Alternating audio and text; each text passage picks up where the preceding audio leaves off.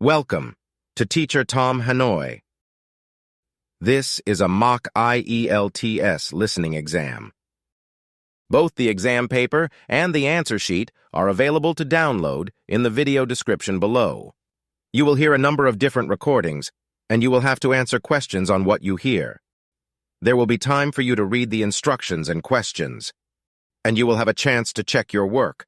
All the recordings will be played once only. I repeat, all the recordings will be played once only. The test is in 4 parts. At the end of the test, you will be given 10 minutes to transfer your answers to the answer sheet. Good luck. Now turn to Part 1. Part 1. You will hear a man who works in a tourist office talking to a woman who wants information about tours. First, you have some time to look at questions 1 to 5.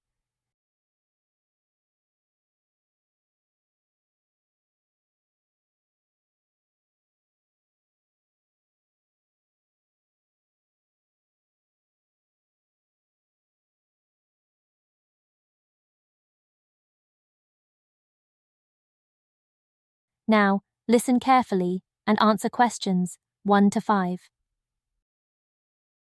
Morning, Kingstown Tourist Information. This is David speaking. How can I help you? Oh, hi.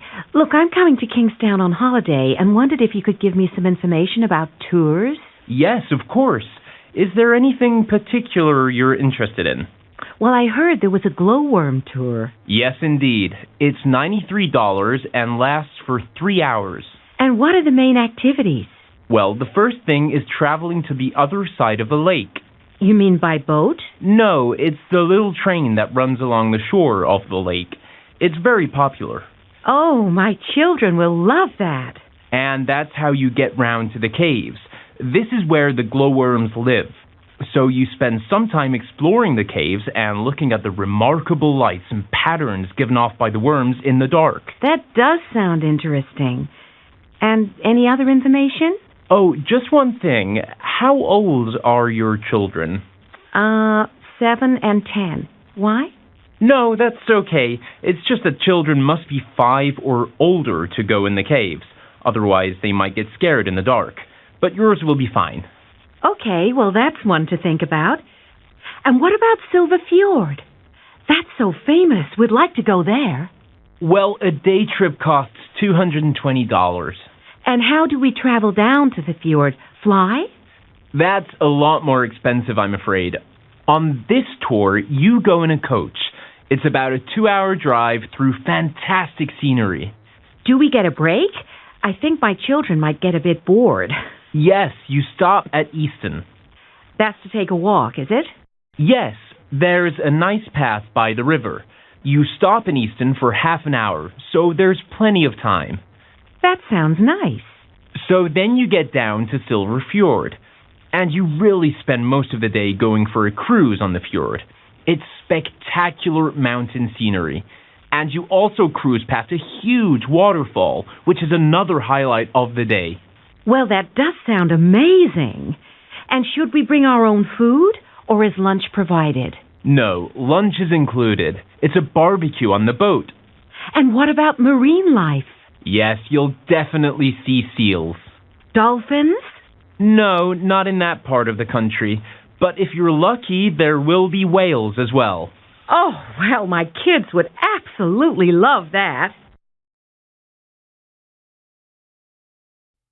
Before you hear the rest of the conversation, you have some time to look at questions 6 to 10.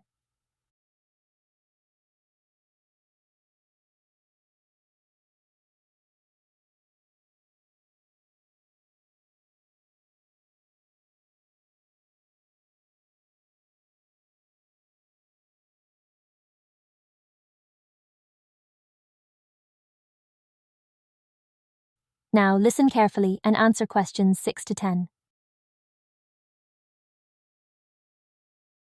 Then another popular option is the High Country Tour. That's $105. Oh, I heard about this. You visit a historic home, don't you? Yes, that's right, and they serve you lunch. Is that actually inside the house? No, at this time of year it'll be the garden, which is really pretty. Oh, I like the sound of that. Yes, it's a really great meal apparently. And what about in the afternoon? You go up and have a look around the farm. It's just close to the house. So if you're from the city, it's a chance to really see what life is like here. The High Country tour gets excellent reviews from visitors. Great! So then what about the zip line? My children really want to do that. How much is it? The zip line is $75. And is it safe? Absolutely. You are suspended from the wire in a special harness, and then you just glide down the wire. My friend said that below you, you've got this amazing ancient forest. That's right, and it's really special to see it from above. Not something we do very often, if you think about it. No, I suppose that's true. And, how fast do you go? Hang on, I've got the information here. 68 kilometers an hour. That doesn't mean much to me. What's that in miles? Oh yes, it's here. In miles per hour, it's about 43. Wow! My kids will definitely want to do that. Okay, well look, I'll just talk it over with my husband and... That is the end of Part 1. You now have 30 seconds to review your answers to Part 1.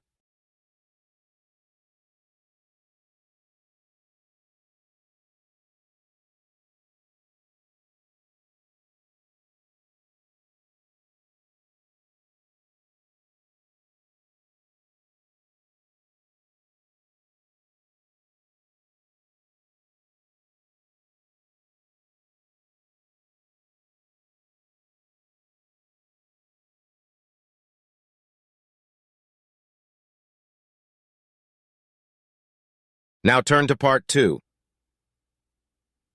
Part 2. You will hear a guide talking to a group of people who are visiting an open-air museum. First, you have some time to look at questions 11 to 15.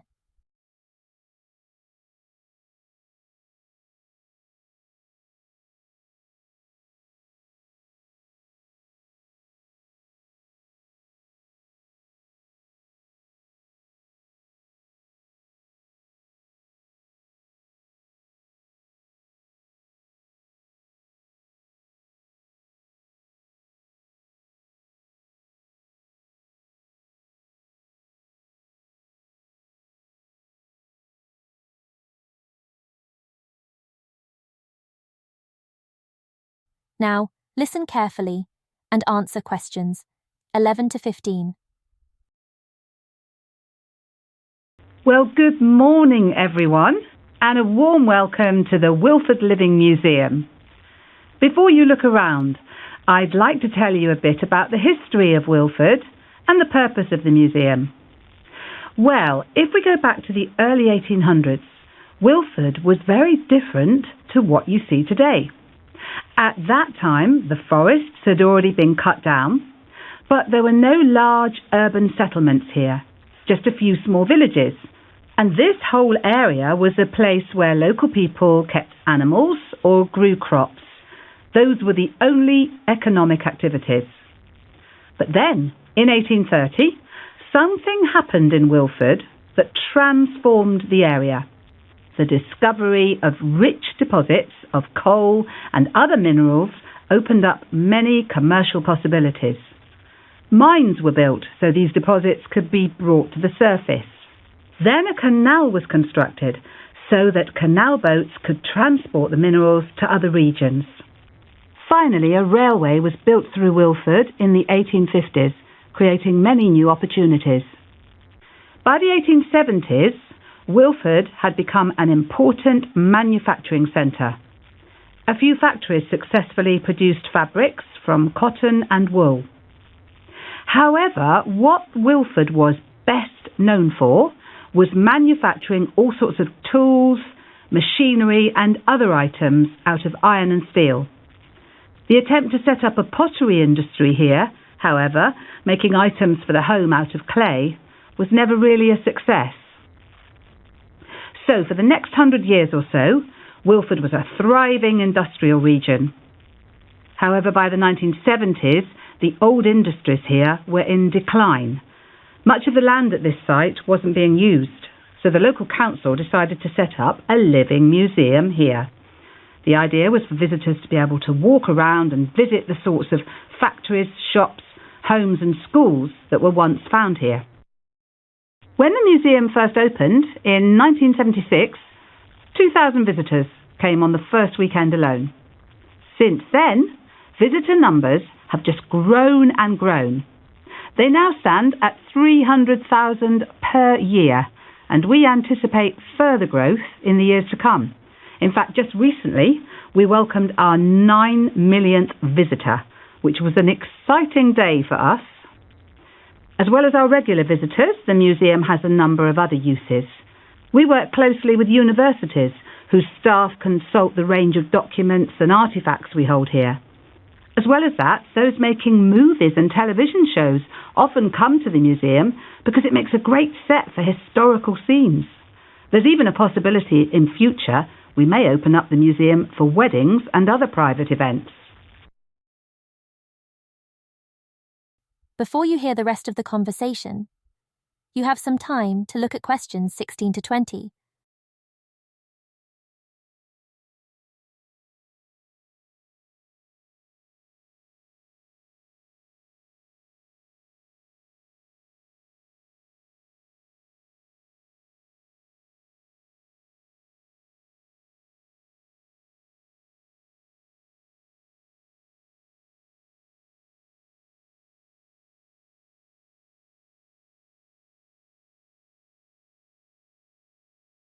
Now, listen carefully and answer questions 16 to 20.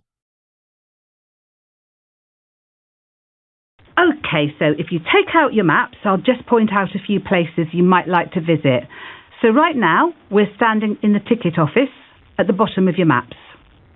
So, one place I'd recommend is the Old Bakery. This is a typical bakery from this area from about 100 years ago. To get there from the ticket office, walk up Stafford Street and then turn into Rigby Road.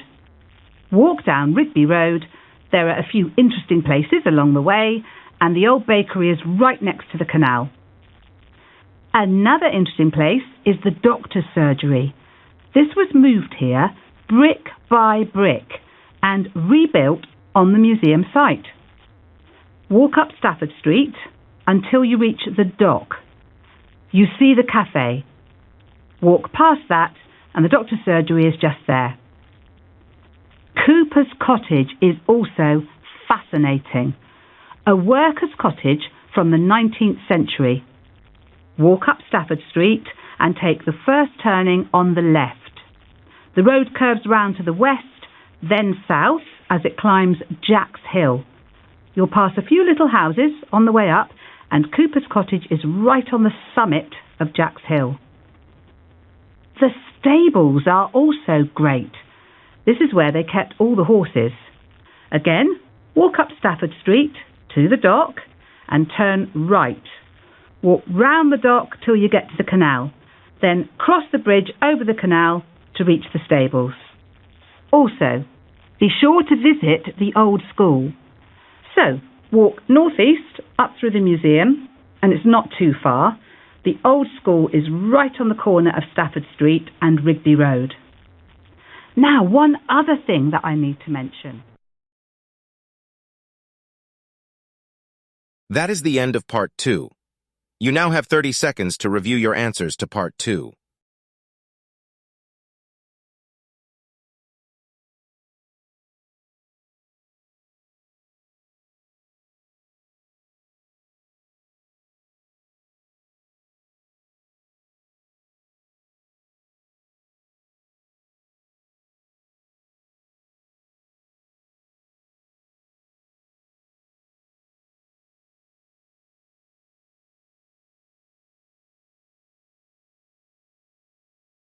Now turn to Part 3.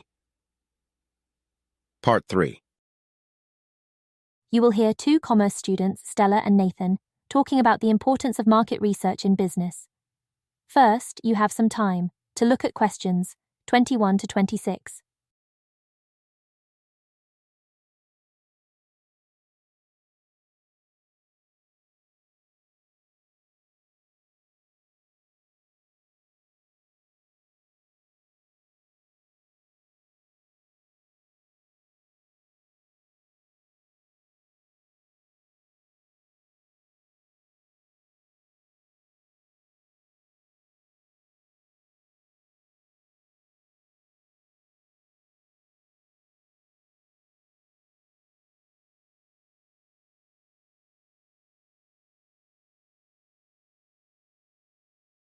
Now, listen carefully and answer questions 21 to 26. Hi, Nathan. Shall we compare ideas for our assignment on market research? Good idea. So first in the assignment, I think we should explain what market research is.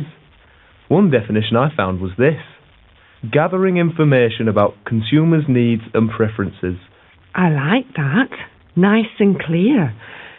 So then, we need to establish the benefits of market research. Why do it? I read that many business people think it's about finding the next market they can exploit, but it's more complex than that. I agree. To me, it's about unpredictability. Markets can change unexpectedly, but if you've done research, you can minimise the chance that something will go wrong in your own business. That's a really significant point. You may also learn the most effective means of promoting your business. But that depends on the business. It's not a general advantage. No, you're right. But I do think the sums you invest in market research, you'll see a return on that eventually. That's it exactly. Great point. The trouble is, too many of those working in business take a short-term view. Okay, so there are benefits. But there are criticisms of market research as well. We should acknowledge that in the assignment. But some criticisms are more valid than others. Like? Well, apparently some managers say they're just too busy. But that's a poor excuse. Maybe they think they already know everything they need to know. Maybe they do, but that's an issue with them, not with market research.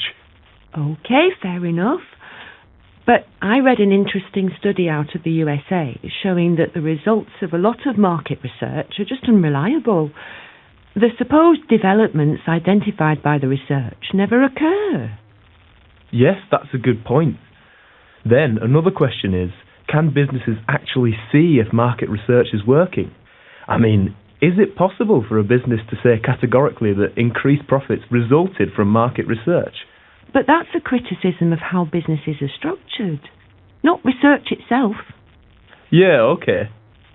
Though you've got to admit, market researchers love jargon. These are examples from one report I read. Psychographics, cool hunting, and asynchronous research. Some people are bound to be put off by these terms. Yes, that's a reasonable complaint. So, what about sources of information for market research? Which sources of information work best? I mean, we all know that putting cameras in stores tells us a lot about consumer behaviour. Yes, that's well documented. But I read that managers can learn a lot about social trends just by doing really obvious things, like keeping up with the news on TV, radio and digital networking sites. I hadn't thought it could be that simple. No, me neither. Then there's a lot of data put out by bodies like the National Census and the Civil Service. That can be helpful. Maybe, but it depends on the business. What I hadn't expected, though, was the evidence showing that talking to consumers directly about their preferences really works. Yeah, I was a bit taken aback when I read that. But apparently it's more effective than internet questionnaires and polls. I think people are less likely to be honest in questionnaires. Before you hear the rest of the talk, you have some time to look at questions 27 to 30.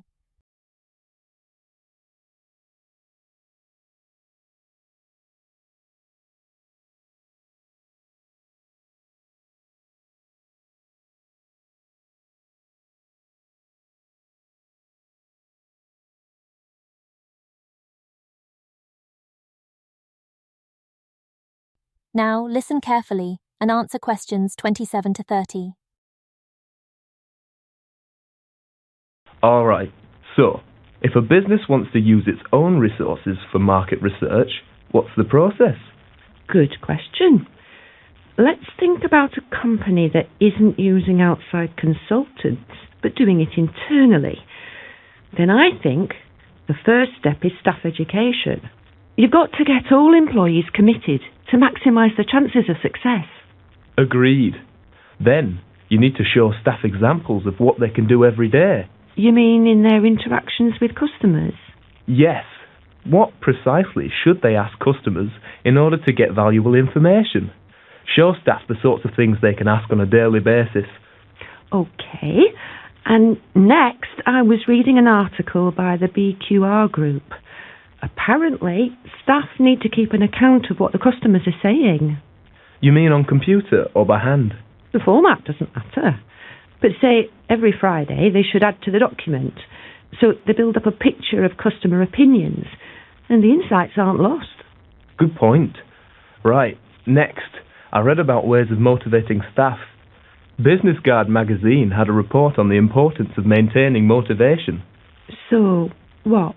By looking ahead and deciding what to do next? Well, in fact, Business Guide's approach is to get your staff together around a table as frequently as possible to discuss their findings. That sounds like a good approach. Next, you need to provide detailed feedback about any changes you decide, so everyone can see the outcomes of the research. Nice idea. Then you have to ensure continued participation by the staff. You want market research to be ongoing, not just a one-off. Oh, this is the idea of delegating, so that each staff member is accountable for market research in one area of the business. Yeah, exactly. And then another aspect of this is the... That is the end of Part 3. You now have 30 seconds to review your answers to Part 3.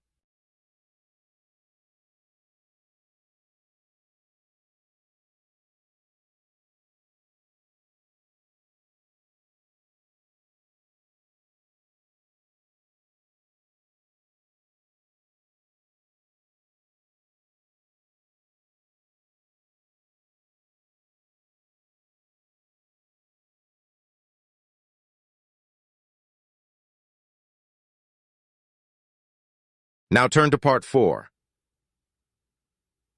Part 4.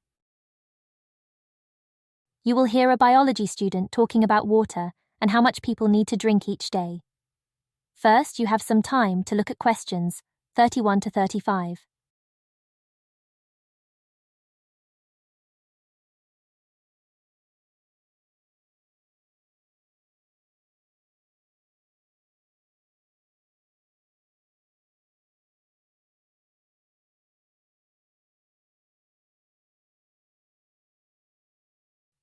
Now listen carefully and answer questions 31 to 35. Hi, everyone. My presentation today is looking at drinking water. Now, we know that water is a vital nutrient for human life. But exactly how much of it do we need to drink? Well, today I'm going to review some of the research. So, for example, there's a common idea that we should drink 8 glasses of water every day. But researchers say that the 8 glasses a day rule is a myth. Some people might need more than 8 glasses, some a lot less. The only group for whom the rule is useful seems to be the elderly, because they don't always feel thirsty, even when their bodies are actually short of water. So for them, 8 glasses a day might be a good rough guide. Okay, let's look next at what effects water has on the body. One issue of interest is weight loss, and there are lots of theories about this. It's been claimed that dieters should drink more at nighttime, or drink when they first wake up, but there's no research to back this up. But actually, there is some evidence from studies to show that subjects who drank a lot of water and then had their meals lost more weight. But that may only be because the water filled them up and reduced their appetites. I also read some of the research done by Dr. Amaldi, who's looked in depth at this whole issue of drinking water. And one of his studies does support the common claim that water is good for the stomach. In particular, it seems to increase the rate at which digestion takes place, which overall has a number of health benefits. Another interesting study I read about took place in the U.S., and this one was investigating the effects of dehydration. That is, not having enough water in the body.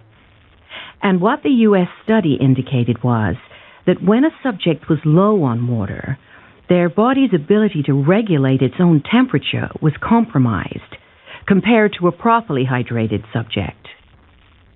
Now there's another frequent claim about water that I was interested in looking into. But in my reading anyway, I could find no evidence at all to support the idea that hydration improves or enhances the skin in any specific way. So that claim may be a bit of a myth as well. Before you hear the rest of the talk, you have some time to look at questions 36 to 40.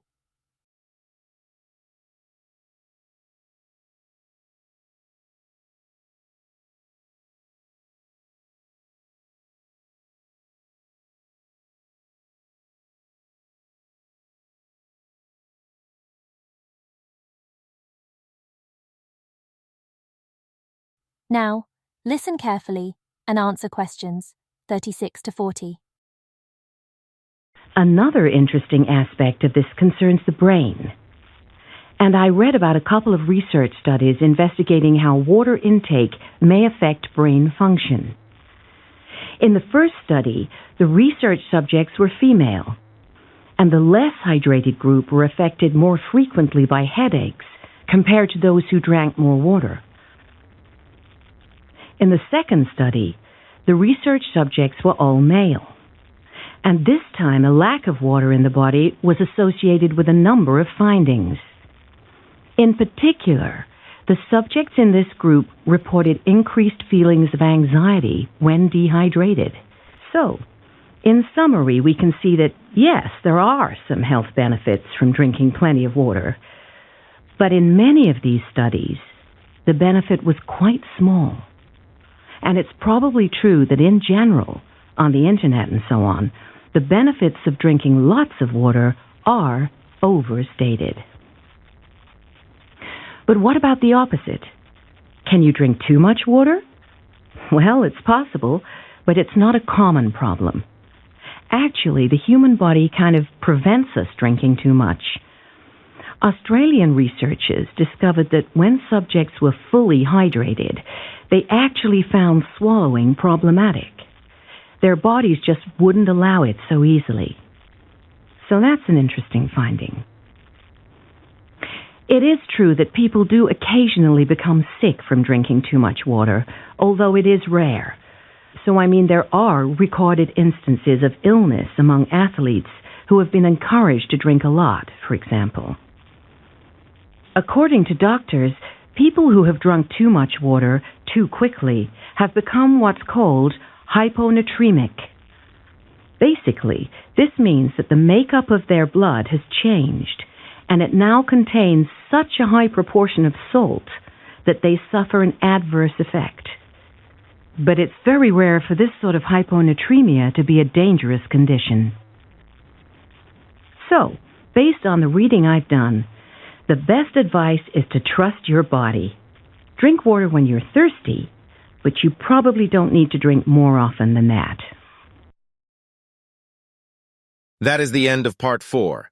You now have 30 seconds to review your answers to Part 4.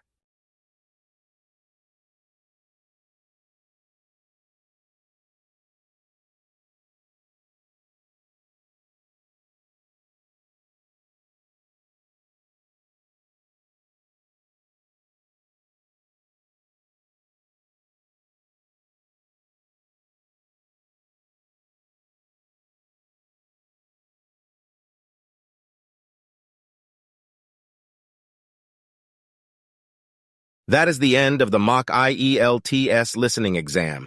You now have 10 minutes to review and transfer your answers from the exam paper to the answer sheet provided.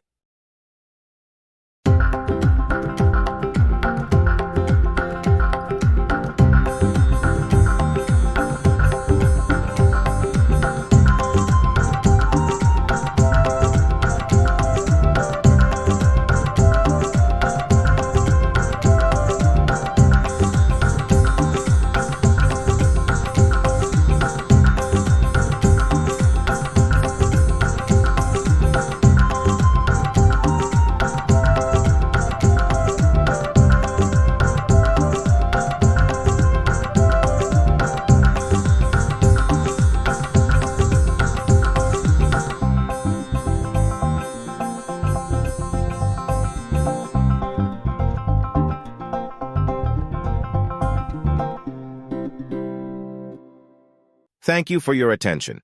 Let us know in the comments what score you got. Also, please like and subscribe for more mock IELTS exams. Thank you, and see you in the next video.